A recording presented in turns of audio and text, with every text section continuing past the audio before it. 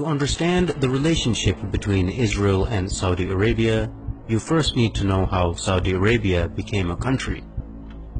Exactly 100 years ago is a good place to begin a brief analysis of this region, for it was in 1916 that the British and French, along with Russian backing, signed the Sykes-Picot Agreement during World War I.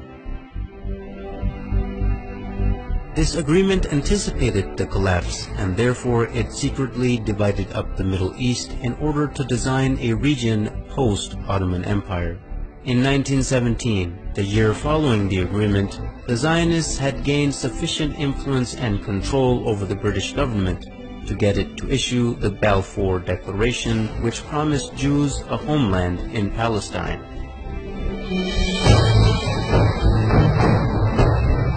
Even though the population of Palestine was at the time 85% Arab and only 7% Jewish. The defeat of the Ottoman Empire by British imperialism in World War I left three distinct authorities in the Arabian Peninsula. In the west, the Sharif of Hijaz; in the north, Ibn Rashid of Hayl; and in the east, Amir bin Saud of Najd, with his religiously fanatical followers, the Wahhabis.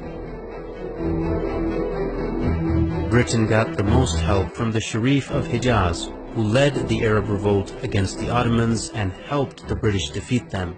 In return for his support, the British had agreed and promised him the establishment of a single Arabian country from Gaza to the Persian Gulf. After the war, however, Britain did not keep its promises. Instead, it drew up the Sykes-Picot Agreement and issued the Balfour Declaration. The Sharif was discontent with this betrayal and told the British that he would never sell out Palestine to the Empire's Balfour Declaration. He would never allow the establishment of a Zionist state in Palestine or accept the new random borders drawn across Arabia by British and French imperialists. At this point, T.E. Lawrence, famously known as Lawrence of Arabia, was dispatched to bribe the Sharif and buy his support. When this didn't work, T.E. Lawrence turned to threats, which were also echoed by the colonial secretary Winston Churchill.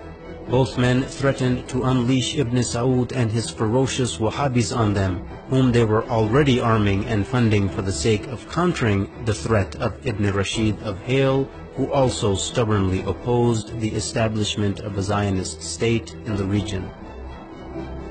In September of 1921, Hayl was attacked by Ibn Saud and they could not resist the vicious onslaught.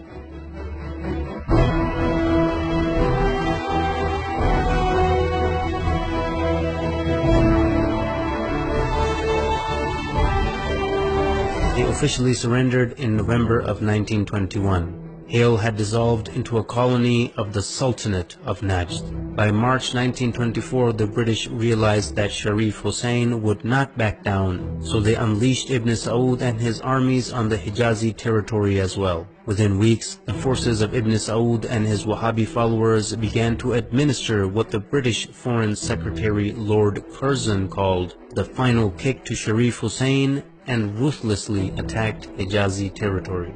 By September 1924, Ibn Saud had overrun Ta'if, the summer capital of the Sharif. In mid-October 1924, Ibn Saud captured Mecca, the holiest place in Islam. After losing Mecca, the Sharif had to flee and lose his entire territory to Ibn Saud, ancestor of the current Saudi lineage. In January 1925, Ibn Saud had begun his siege of Jeddah, and the city finally surrendered in December 1925, bringing an end to over 1,000 years of caliphate rule which had begun after the demise of Prophet Muhammad. In February 1926, the new unified Wahhabi state was rebranded by the empire in 1932 as the Kingdom of Saudi Arabia.